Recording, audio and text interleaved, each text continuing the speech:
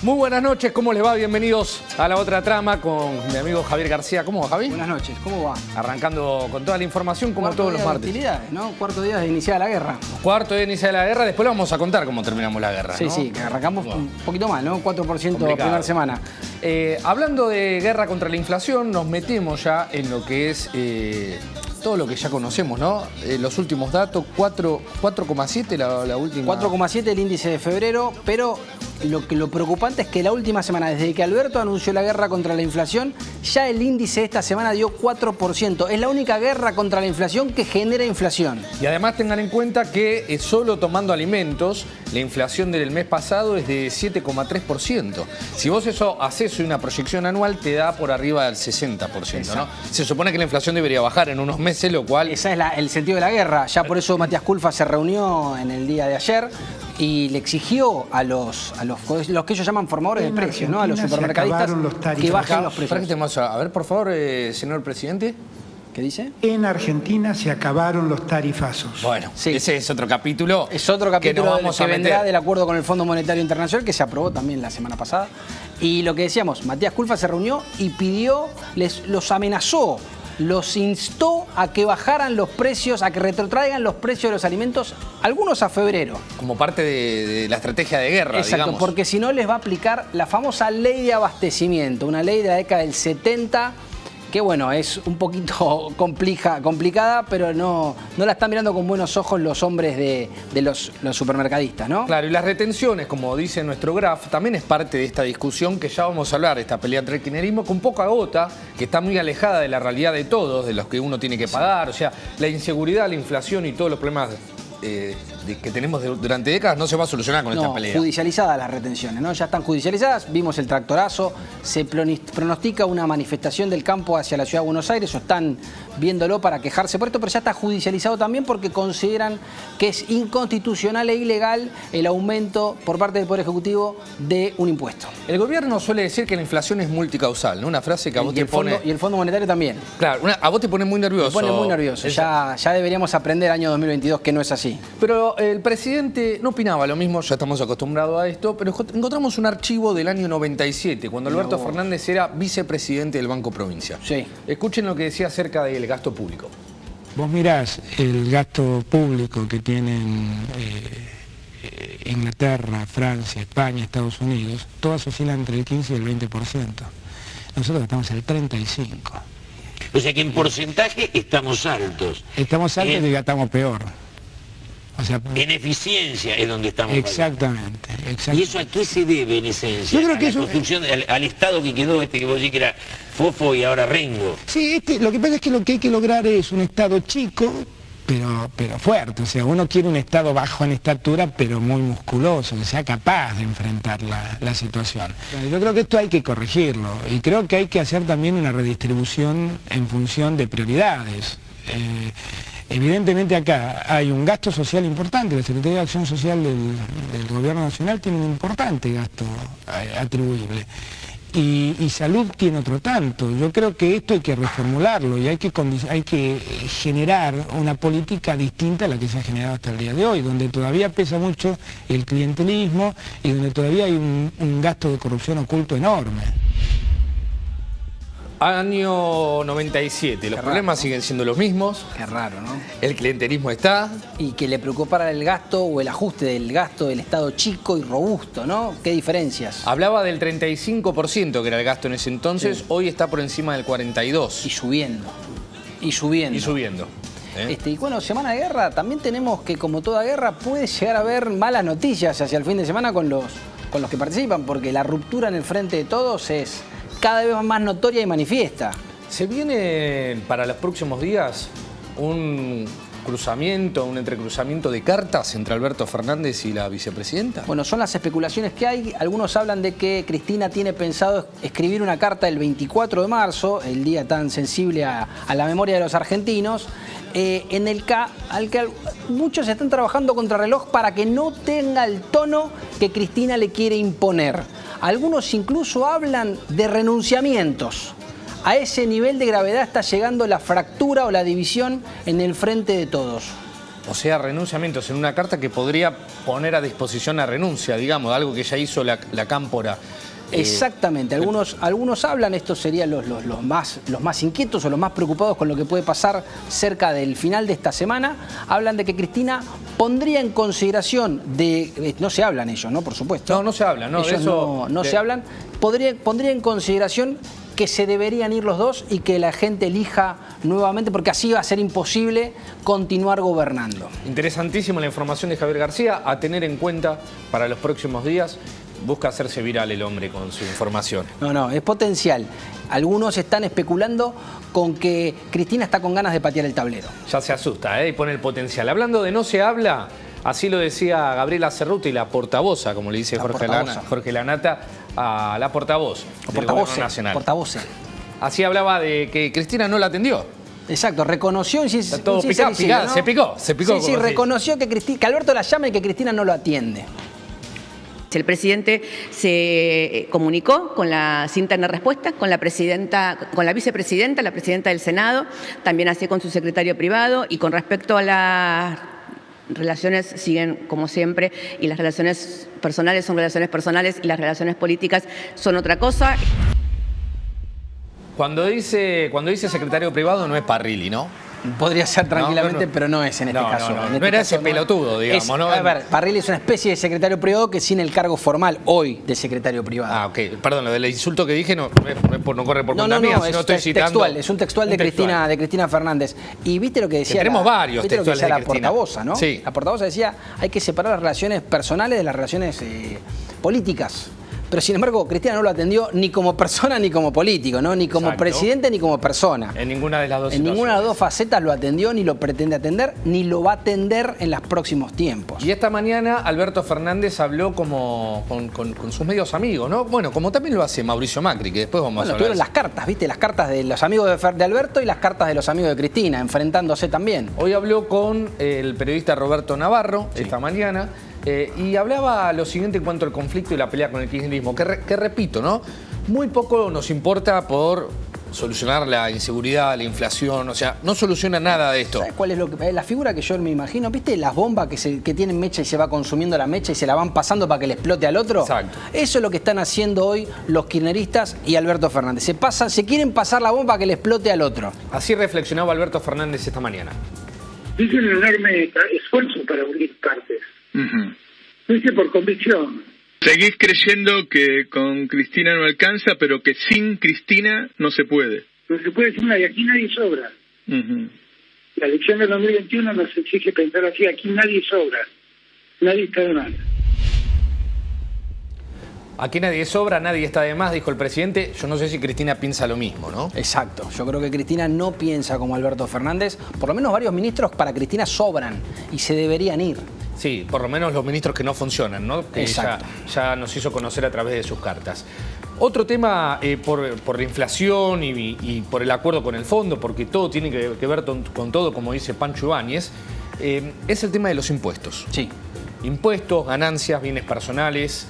impuestazo. Impuestazo, ABL, sí, por todos lados. Pero hay un impuesto puntual que es bienes personales. Exactamente, el cambio de la alícuota. El cambio de la alícuota y lo que van a empezar a pagar muchísimos porteños, sobre todo contribuyentes, pero más que nada de la capital federal, si esto se modifica en la ciudad de Buenos Aires. Y Javier García consultó a un amigo de la casa, a Damián Dipache. Damián Dipache, que es analista económico, puntualmente sobre el impuestazo más grande de la historia argentina. Perdón, y en el Congreso Nacional, el único que rescató esto que va a contar Damián Dipache es Ricardo López Murphy, que por esta razón, es la que él votó en contra del acuerdo con el Fondo Monetario Internacional, porque escondido atrás de ese acuerdo estaba esto que nos contaba Damián Dipache. Y que también lo denunció penalmente al presidente esta mañana. Exacto. Por incumplimiento de sus deberes como funcionario público, ¿no? Exactamente.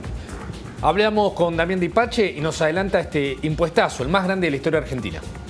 ¿Estamos en presencia del impuestazo más grande que ha sufrido la Argentina? ¿Es real esto que se viene diciendo y que incluso vos comentaste en tu artículo? En términos de lo que puede llegar a impactar sobre la clase media, sí, y expliquemos por qué. Yo cito el caso de una persona que tiene su casa o habitación, que no paga impuesto a las ganancias, quizás tiene 2 departamentos y tiene bienes grabados del hogar. Bueno, hoy ese sujeto que es de clase media no paga bienes personales, tiene una declaración de 3.600.000 pesos aproximadamente. ¿Cuál es la situación de la evaluación fiscal? Bueno, que bajo la nueva fórmula que quisiese adquirir AFIP en relación a una evaluación de la Ciudad de Buenos Aires el año 2017, esa misma persona en el 2023 tendría una evaluación del orden de 15,5 millones de pesos. Es decir, que esa persona que hoy no está pagando bienes personales, el año que viene tendría que estar pagando 71.000 pesos de bienes personales, o sea, de 0 a 71.000. ¿Qué implica eso para que un televidente lo entienda fácil y alguien de clase media que pueda llegar a ser sujeto de este impuesto? Que el impuesto surgió en el año 1991 y el límite era 102.000 pesos, que eran $102.000 en aquel momento. ¿Bien? Bueno, sí. La inflación acumulada de 1991 a el año 2021 es de 15.000%. Es decir, que el tope del mínimo no imponible de bienes personales debería ser de no menos de 16 millones de pesos. ¿Y de cuánto es ahora? 6 millones. Claro. Entonces es una trampa mortal porque vos... Porque cae más gente. ¿Crees que esto es legal lo que está haciendo el gobierno o crees que va a tener destino de Corte Suprema como muchas cosas que han pasado últimamente? No, esto seguramente se va a judicializar por lo impactante que va a ser digamos, la situación, se va a judicializar seguro. Muy bien, Damián Dipache, con esto del impuestazo más grande de la historia argentina. Bueno, tenemos una información de último momento. Último momento en la otra trama. Atención con esta información porque Santiago Cafiero sigue siendo canciller de la República Argentina. Y es todo un dato. Es todo un dato que después de todo lo que ha sucedido, siga siendo el canciller de la República Argentina. Un funcionario que no funcionaba como jefe de gabinete, que lo premiaron con la Cancillería y que ya ha demostrado todo lo que ha hecho, pero se comprometió a estudiar francés, porque inglés ya sabe que no, pero ahora va a ser un intensivo de francés para que no lo agarren con otro manejo de idiomas por si tiene que dar otras conferencias. De todas formas, la forma justamente, ¿no? La forma de chupar las medidas de Santiago Cafiero a la Cámpora y a Cristina, porque saben que tanto él como Guzmán, y debe haber unos tantos otros, son los primeros en la lista para...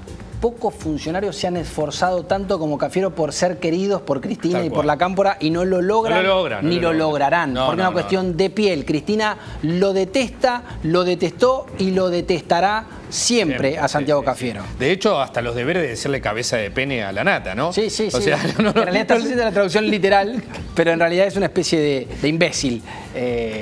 Bueno. Pero sí, está bien. En realidad es eso. Dijo eso. Hablando de Santiago Cafiero, un video, siempre lo de las redes, pero me parece que me llegó uno que no sé si fue tan visto, que no es solo de Santiago Cafiero, sino de muchos de los argentinos que solemos anatear con las canciones. Pero bueno, yo no voy a laburar a la Cancillería. No, exacto. Bueno, no. Uno que supone que el Cancillería no solo habla el canciller, sino que tiene gente que lo puede asistir. Bueno, así era Santiago Cafiero y creo que 20 millones de argentinos más. Así canta Santiago Cafiero. Sweet dreams are made of the ends. You may say I'm a dreamer. The child of my son.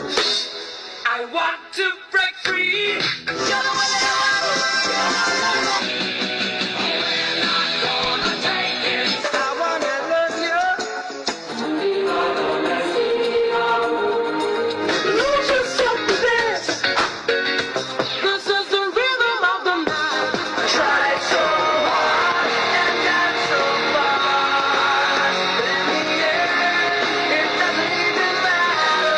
Baby, get a blister on your son. Alright, think we're gonna make it. Round by round. Hey, just your name. Bueno, seguía el video. Muchos ejemplos. Todas las canciones de la historia contemporánea estaban hechas en inglés.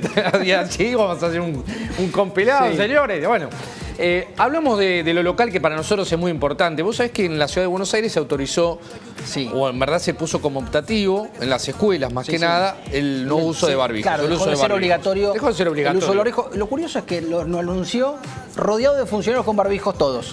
Por eso pongo la palabra optativo, ¿no? Es extraño. Lo mismo ocurrió en Mendoza.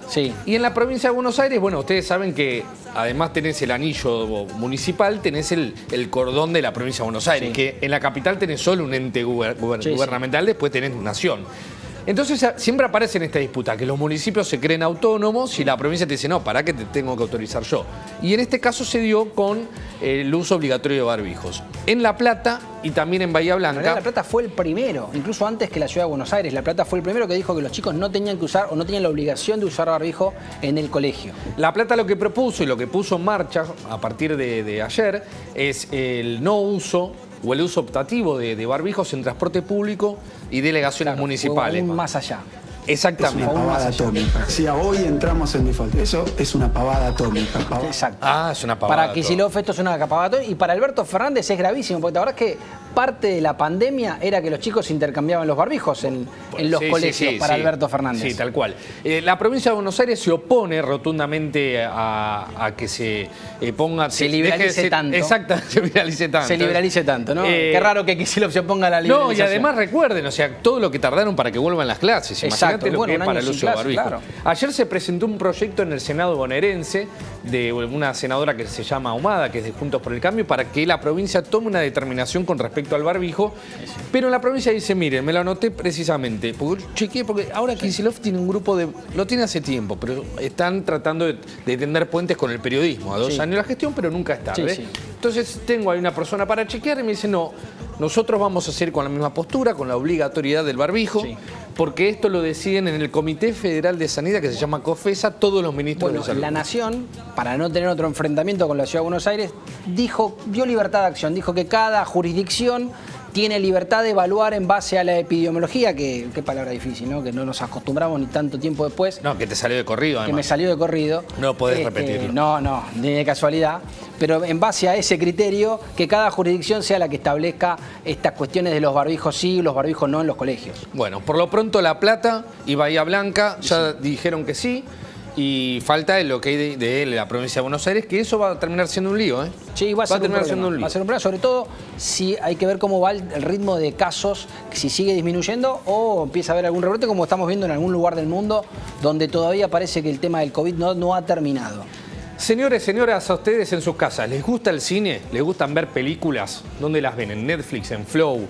¿En qué? Traten de mirarla en Flow, por favor. Sí, estas las verán en el Gaumont. Sí, ¿por qué les decimos esto? Porque el gobierno nacional ha impulsado un subsidio de 2.400 millones de pesos. ¿Escucharon bien? 2.400 millones en épocas de ajuste o no ajuste, o en épocas donde Argentina no tiene plata.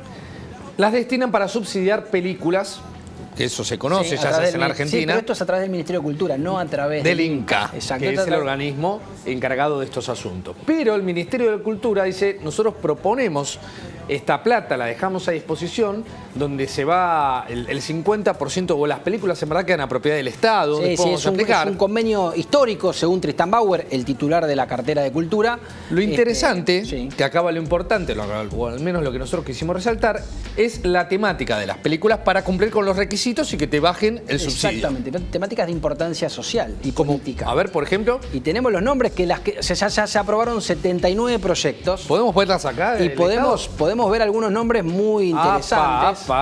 Tenés Piquete. Vamos de a poco. Son 2.400 millones de pesos para las siguientes películas. Compren los pochoclos. Yo me voy a poner por acá. Piquete y qué, ¿no?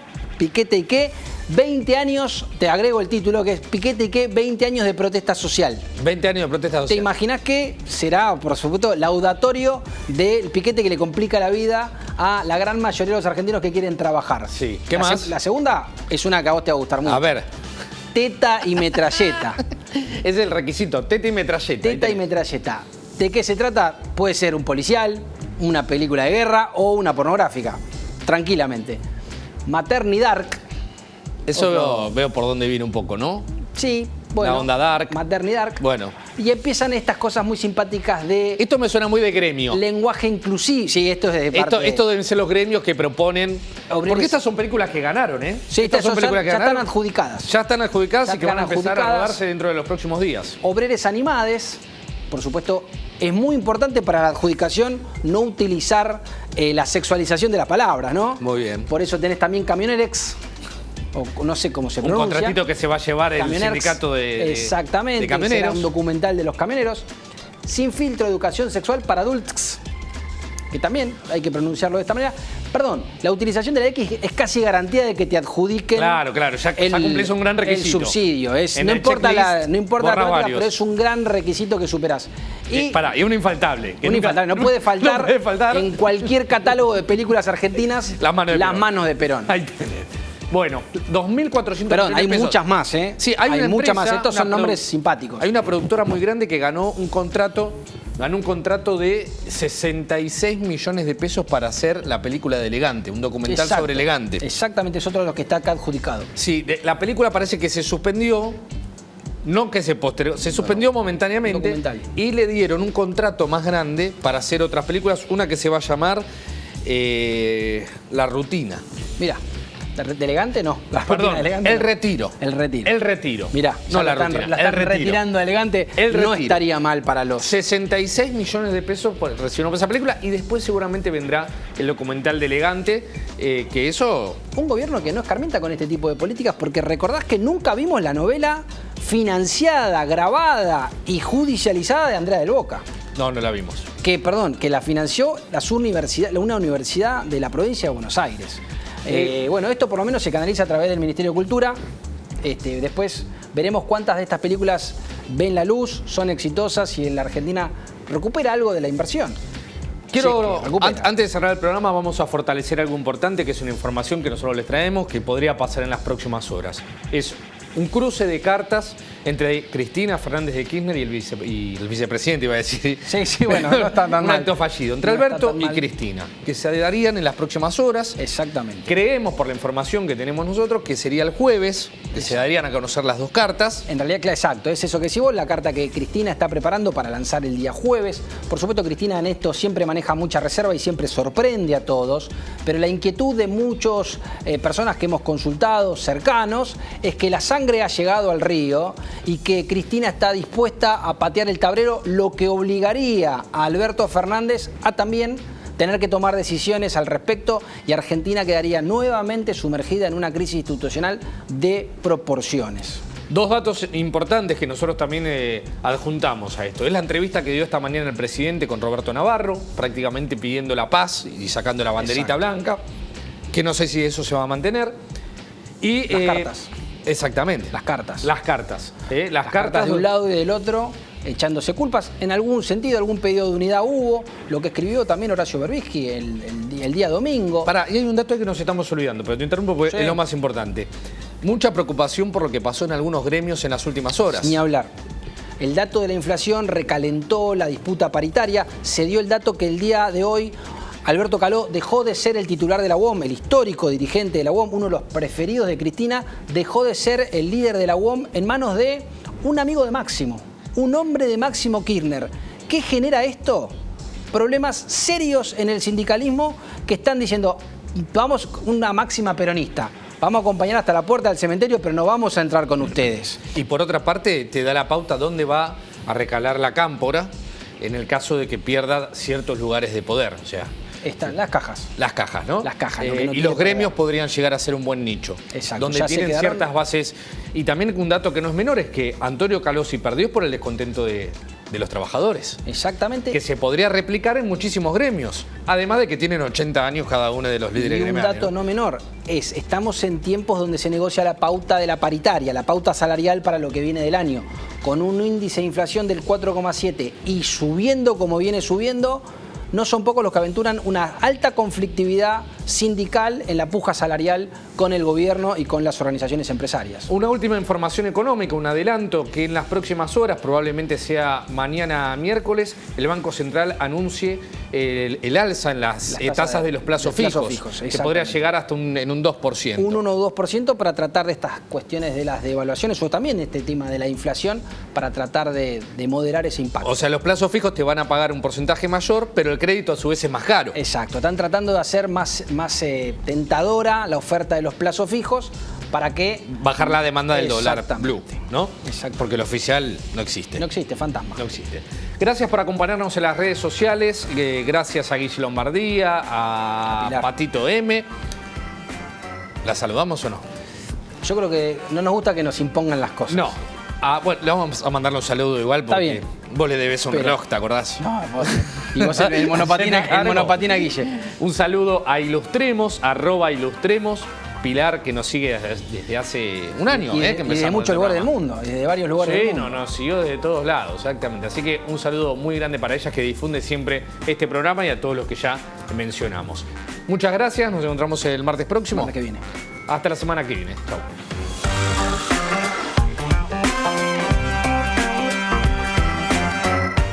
Acción de pasarla bien en Vicente López. Hacelo saludando al sol en la costa, en bici, explorando, bailando o simplemente disfrutando. La costa de Vicente López, el mejor lugar para vicentelopear en verano. Verano en Córdoba. Vení, conectá, recarga.